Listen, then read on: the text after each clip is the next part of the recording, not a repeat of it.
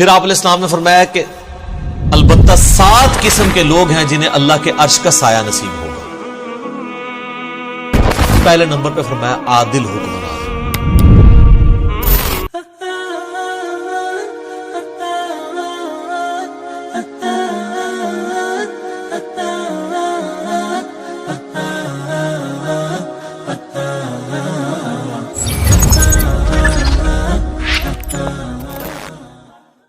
قیامت کے دن کی جو سختیاں ہیں نا، سورہ الحج کے سٹارٹ میں آتا ہے نا، اعوذ باللہ من الشیطان الرجیم بسم اللہ الرحمن الرحیم، پارہ نمبر 17 ہے نا جی.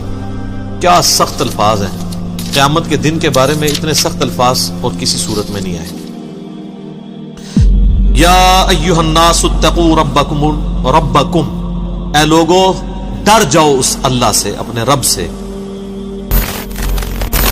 ان زلزلۃ الساعۃ شیء عظیم، بے شک قیامت کا زلزلہ بہت بڑی چیز ہے. یوم ترونھا تذہل کل مرضعۃ عما ارضعت، وہ دن وہ ہے کہ جب ہر دودھ پلانے والی اپنے بچے کو بھول جائے گی، چاہے وہ جانور ہے انسان ہے. کتنی محبت ہوتی ہے ماں کو. اللہ فرما رہا ہے بھول جائے گی اپنے شیر خوار کو. وتضع كل ذات حمل حملها، اور جتنی حاملہ ہے اس کا حمل بھی گر جائے گا. وَتَرَى النَّاسَ سُكَارَى، اور تم دیکھو گے کہ لوگ نشے کی حالت میں پھر رہے ہیں. وَمَا هُمْ بِسُكَارَى، حالانکہ وہ نشے کی حالت میں نہیں ہوں گے. وَلَكِنَّ عَذَابَ اللَّهِ شَدِيدٌ، Rather the punishment of Allah is severe. بلکہ اللہ کا عذاب ہی اتنا شدید ہوگا کہ آپ کو لوگ نشے میں نظر آئیں گے.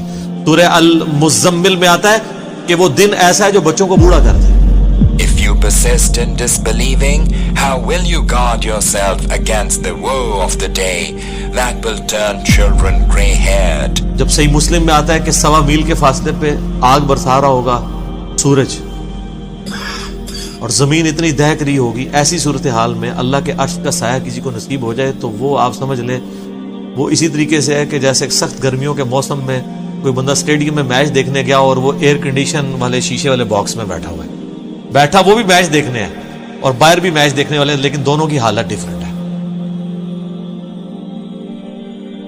اللہ کے عرش کا سایہ تو اسی طریقے سے. پھر آپ کے لیے جو کچھ میدان معاشر میں ہو رہا ہے وہ ایک انٹرسٹ اور انجوائمنٹ سے زیادہ کچھ نہیں ہوگا، تکلیف نہیں ہوگی. اور یہ نہ سمجھیے گا کہ یہ کوئی دن ایک آدھ دن ہے. قرآن میں ہے 50,000 سال کا دن. سر دنیا کی زندگی 60-70 سال، اور وہ صرف قیامت کا دن 50,000 سال کا. ابھی وہ آخرت کا عذاب والا تو معاملہ انفینٹ باقی ہے.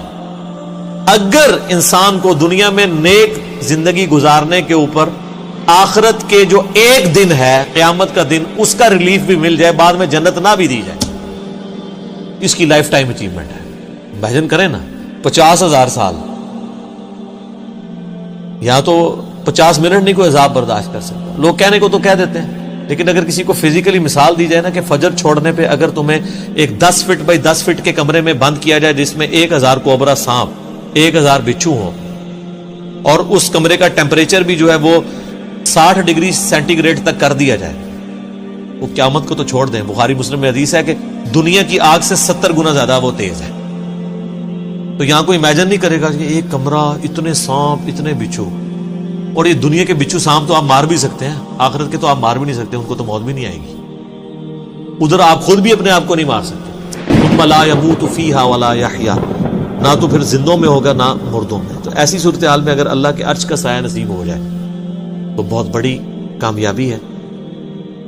بخاری اور مسلم میں حدیث ہے کہ قیامت والے دن اللہ کے سائے کے سوا کوئی سایہ نہیں ہوگا. محدثین نے اس کی تعویل کی ہے کہ اللہ کے سائے سے مراد اللہ کے عرش کا سایہ ہے. تو پھر آپ علیہ السلام نے فرمایا کہ البتہ 7 قسم کے لوگ ہیں جنہیں اللہ کے عرش کا سایہ نصیب ہوگا. پہلے نمبر پہ فرمایا عادل حکمران. اللہ نے اپنے اوپر اپنی توحید کے اوپر گواہ کیا ہے انصاف کرنے والوں کو. وَأُولُو الْعِلْمِ قَائِمًا بِالْقِسْطِ، اہل علم جو انصاف پہ قائم لوگ ہیں. عادل حکمران.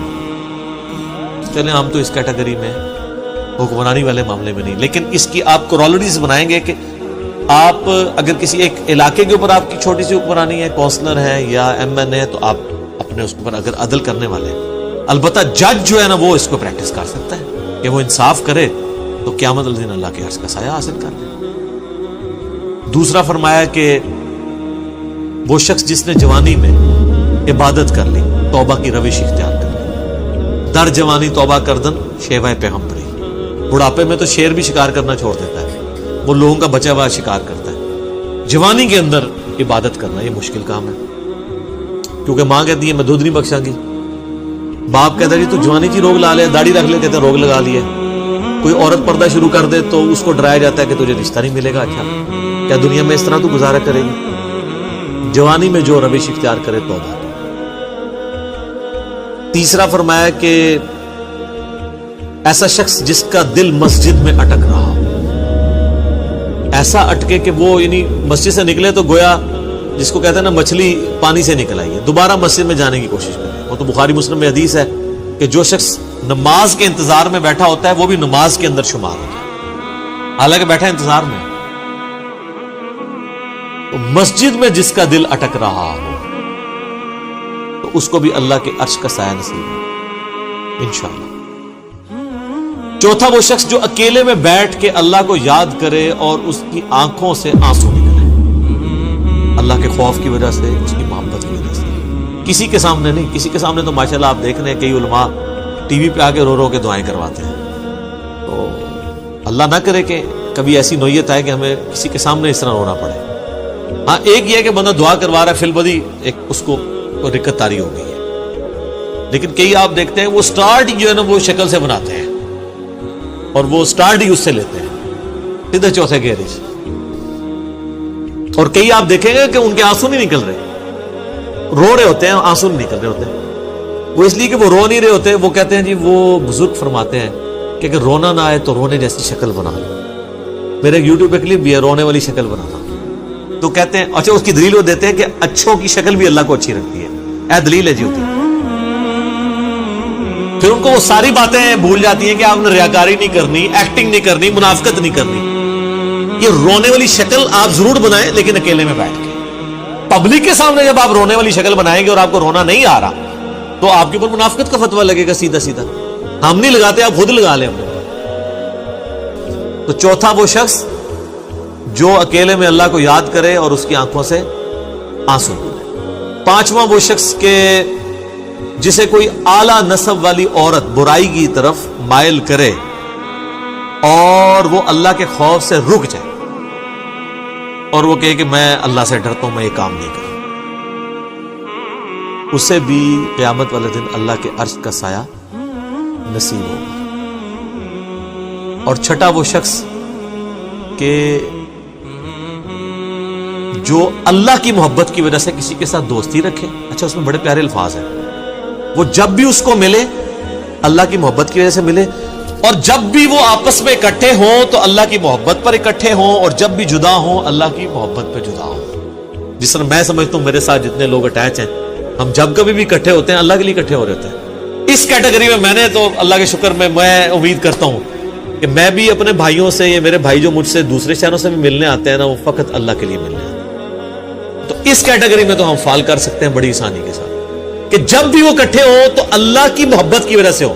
ذرا میرے ساتھ کسی کو کوئی منفعت تو نہیں ہے، نہ مجھے کسی سے کچھ چندہ لینا ہے، میرے ساتھ جو لوگ بھی آتے ہیں وہ اس لیے آتے ہیں کہ اللہ کی وجہ سے وہ محبت رکھتے ہیں۔ تو یہ کیٹیگری آسان ہے جی، انشاءاللہ ہم بھی اپنا ایک کیٹیگری میں ہم فال کر سکتے ہیں بڑی آسانی کے، اس کے علاوہ بھی کر سکتے ہیں محنت کرنے سے۔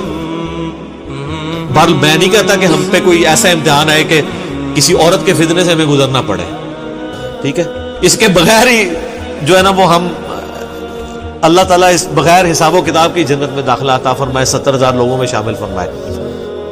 تو اللہ کے لیے جمع ہو اللہ کی محبت پہ، اور جب جدا ہوں تب بھی اللہ کی محبت پہ، اللہ کی باتیں کرتے ہوئے اکٹھے ہوں، جدا ہوتے وقت بھی اللہ کی محبت پہ جدا ہوں۔ اچھا یہ واحد وہ بات ہے جس کے اوپر نبی علیہ السلام نے تفصیلی گفتگو کی ہے۔ یہ 7 لوگوں کو جو عرش کا سایہ نصیب ہونا ہے نا، باقی سب اجمالاً ہے، عادل حکمران، دیٹس آل، اس کی کوئی آگے تفصیلات نہیں بیان کی۔ اکیلے میں بیٹھ کے روئے آنسو آ جائیں، کوئی تفصیلات بیان نہیں کی۔ یہ واحد موقع ہے جہاں آپ علیہ السلام نے ڈیٹیل بات کی کہ جو لوگ اللہ کی محبت پر اکٹھے ہوں، جب بھی ملیں تو اللہ کی محبت پہ اکٹھے ہوں، اور جب جدا ہوں تو اللہ کی محبت پہ۔ وہ تو مسلم شریف میں حدیث ہے نا کہ ایک شخص اللہ کے لیے کسی دوسرے شخص کو ملنے جا رہا تھا تو انسانی شکل میں ایک فرشتہ نازل ہوا۔ اس نے کہا کدھر جا رہے ہو؟ ان کا فلاں شخص کو ملنے۔ کیوں؟ رشتہ دار ہے؟ نہیں۔ اور کوئی منفعت؟ نہیں۔ کیوں؟ اللہ کے لیے، میں صرف اللہ کے لیے اس سے محبت کرتا ہوں۔ تو فرشتہ کہنے لگا مجھے اللہ نے بھیجا ہے کہ اس کو جا کے خوشخبری تمہیں سنا دوں کہ اللہ بھی تم سے محبت کرتا۔ کیا بات! ہمارا اللہ سے محبت کرنا یہ چھوٹی چیز ہے، اللہ کا ہم سے محبت کرنا یہ بڑی چیز ہے۔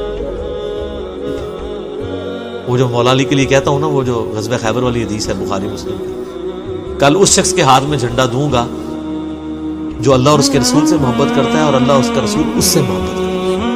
دیکھیں اللہ رسول سے محبت کرنے والے اس وقت بھی اللہ کے فضل سے کروڑوں میں، لیکن آپ مجھے کسی ایک پہ انگلی رکھ کے کیا گارنٹی سے کہہ سکتے ہیں کہ اس سے اللہ اور اس کا رسول بھی محبت کرتے ہیں؟ صرف اس نے ظاہر نہیں رکھ سکتے، لیکن میں کئی لوگوں کے بارے میں گارنٹی دے سکتا ہوں کہ وہ اللہ اس کے رسول سے محبت کرتے ہیں، واقعی کرتے ہیں، چاہے ان کے نفس میں سستی بھی ہو۔ یہ کمال نہیں ہے، کمال یہ ہے کہ ادھر سے بھی محبت ہے، ایک طرف سے نہ محبت چلتی رہی۔ تو 6 بندے ہو گئے تھے، اور 7واں یہ ہے کہ جو دائیں ہاتھ سے صدقہ کرے اور بائیں کو خبر دے۔ اچھا یہ بھی آسان کام، کوئی مشکل کام، کسی بھی غریب کی مدد کی جائے۔